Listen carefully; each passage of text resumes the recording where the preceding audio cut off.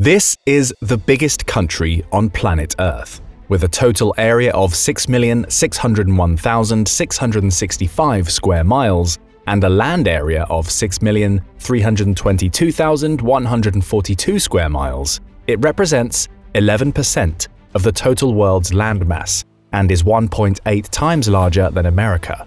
But Russia isn't just a big country, it's a big problem.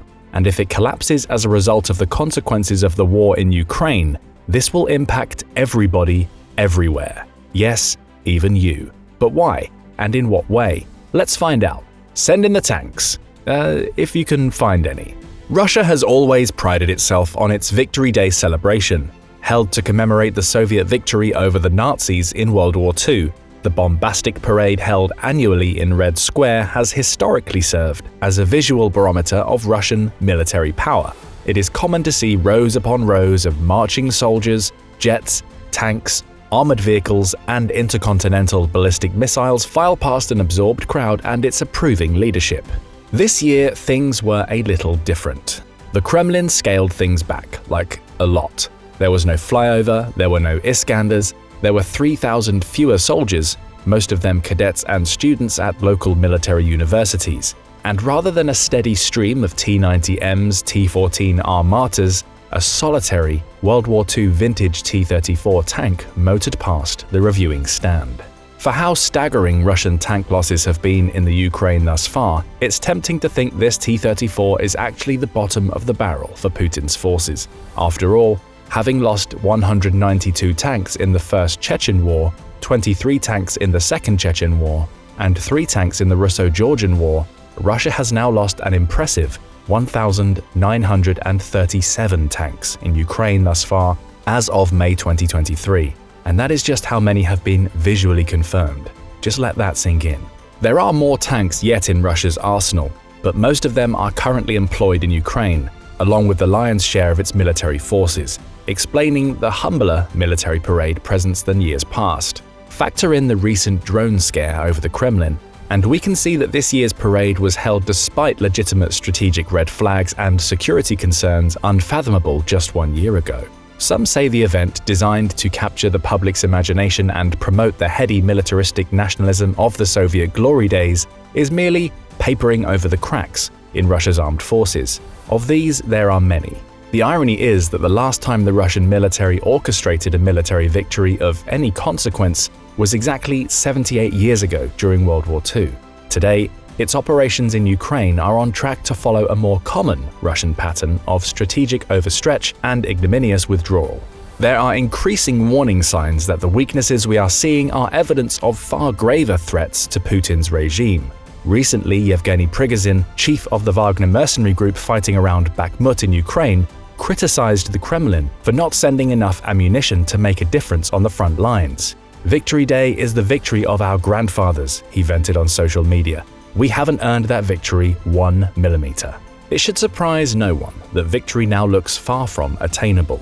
On the contrary, in the light of economic sanctions and the declining financial health of the Russian Federation, some are predicting far worse for Putin's forces and his political future. With less to be positive about now than at any point in the war, could Putin's regime actually be on the brink of collapse? And what might that look like? In a recent survey of 167 foreign policy experts held by the Atlantic Council, 46% of them believed that the collapse or disintegration of Russia could happen in the next 10 years. 40% claimed that this would happen internally for a number of reasons, particularly because of a revolution, civil war, or political disintegration.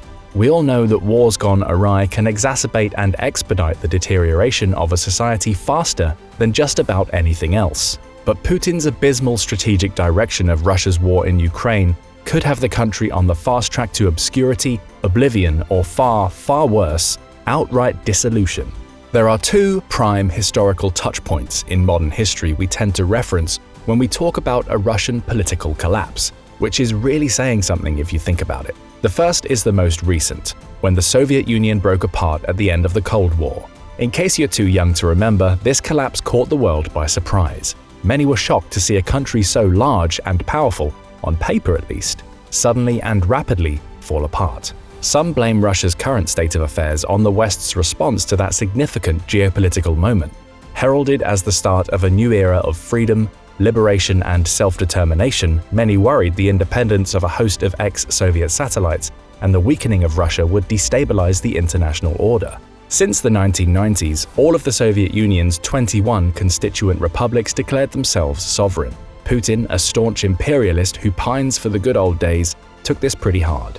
After he rose to power, the West tried to maintain dialogue and positive relations with the Kremlin, even as it embarked on a repressive imperialist foreign policy with deployments in the Second Chechen War, the 2008 invasion of Georgia, and the 2014 invasion of Ukraine. Since the end of the Cold War, Putin has created a regime that actively restricts the rights of the dozens of different national and ethnic groups within the boundaries of the modern Russian state. He wants to be a czar, with a wheel of dependent satellites to exploit for natural resources, manpower, and money. Russian officials and Kremlin propagandists have made it their goal to promote this agenda, making the ruthless look benign. Someday, who is to say Moldova, Kazakhstan, or other Central Asian nations might not come under the tighter thumb of Russian imperial aggression? What would it mean for European security? That's why Ukraine matters. The war there poses serious problems for Putin's imperial ambitions. He and his cabinet thought it would be a short war, one that would permanently bring Ukraine back into Russia's orbit. Instead, he is suffering one of the most catastrophic military setbacks of the past 100 years, one that has already surpassed the devastation caused by the Russo-Japanese War of 1905, and one approaching the scale with the type of suffering that preceded the other major Russian collapse, the collapse of the Tsarist Empire in 1917. That, in case you forgot, was the first time the Russian Federation dissolved, the event that triggered Russia's chaotic, bloody descent into Soviet-era communism. And let me tell you, it was a whirlwind of a time to be alive. One moment you are a Russian soldier, fighting Germany and Austria-Hungary with the Entente allies on the Eastern Front. The next, you learn the inefficient and widely corrupt Tsarist government can no longer sustain the economic and material costs of the war effort. Before you know it, tens of thousands of soldiers, workers, and peasants are fed up, rising up, overthrowing the imperial government and installing the Bolsheviks in power. Countless Russian minorities yearned in those turbulent times for some form of recognition and freedom, which had been elusive under the Tsars. When the empire disintegrated and crashed out of the war, social, economic, and socio-political ruptures terminated the central control of the state and enabled the temporary formation of a series of new polities, including the Siberian Republic and other former territories that got their first taste of independence. These include Finland, Poland, Latvia, Lithuania, and Estonia. It wouldn't be long before the Soviets, consolidating state power once more under the communist flag of the USSR, gobbled them back up. And you wonder why they were more than happy to join NATO in the aftermath of the Cold War. Most experts believe that a modern Russian collapse will be swifter, more brutal, and more akin to the revolutionary crisis of 1917 than the Soviet collapse of 1991. It is a possible scenario. The conditions in Russia today do bear a passing resemblance to those within the Tsarist Empire at the time of its fall. A deeply corrupt and morally bankrupt ruling class led by oligarchs, aristocrats, and elites with no conception of the economic suffering of the masses. Ethnic minorities in places like Dagestan, Ichkeria, Ingushetia, Ossetia, Kabardino, the Caucasus, Tuva, Buryatia, and others inhumanely treated, discriminated against, and used as cannon fodder in Putin's wars. A population in serious demographic decline, growing mistrust of Russian institutions and governance, intensive state oppression, a country that will owe billions, if not trillions of dollars, to rebuild Ukraine when the time comes. If you think any singular cause will cause Putin's downfall, you'd be wrong. History is non-linear, multi-causal, and contingent. Janusz Bagashki, author of Failed State, A Guide to Russia's Rupture, put it best. The demise of the current Russian Federation is unlikely to follow a single path. Unlike that of the Soviet Union, where 15 Union republics became independent states almost by default, the fracturing of the state is likely to be chaotic, prolonged, sequential, conflictive, and increasingly violent. It can result in the full separation of some federal units and the amalgamation of others into new federal or confederal arrangements. Bruno Tertrace, an advisor for geopolitics at the Institut Montaigne, has argued that the only good thing about a Russian collapse today is that the nuclear issue would be far less serious than it was with the Soviet Union. Elites would be far more interested in preserving some semblance of authority and power rather than commit political and personal suicide by launching a nuclear attack. Most of Russia's nuclear forces today are inside the Federation, not beyond its borders like during the Cold War, when it had 7,000 nukes stationed outside Russia. Exploring the implications for Russia's future as a nuclear power if trends continue the way they are, Bruno observed, in the 1970s, the Soviet Union was described as Upper Volta with rockets, he said. By the 2000s, it was Mexico with nuclear weapons. In 2010s, a gas station with nuclear weapons. Will it become a Somalia with nuclear weapons? So how exactly might Russia collapse? What would it mean for its neighbors? We know that a country's foreign policy is a reflection of its domestic situation, and vice versa. In Russia's case, Putin's actions have the country on the path to economic Armageddon.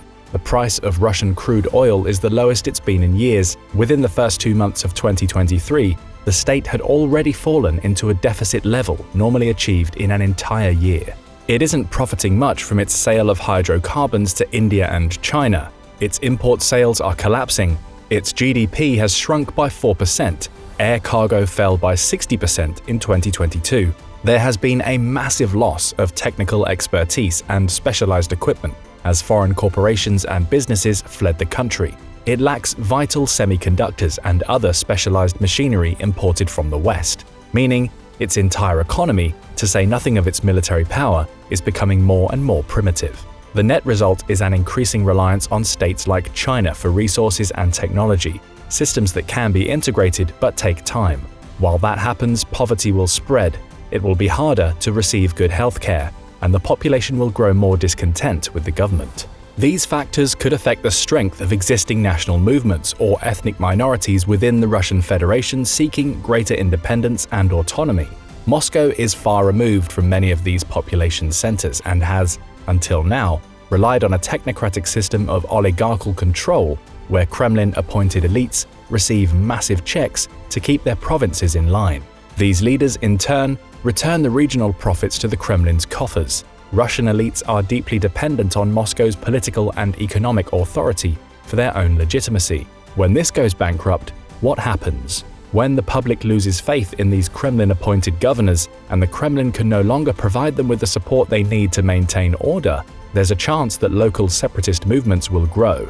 In resource and industrial-rich regions, there might be the temptation to cut ties with Moscow and go it alone with the support of the people.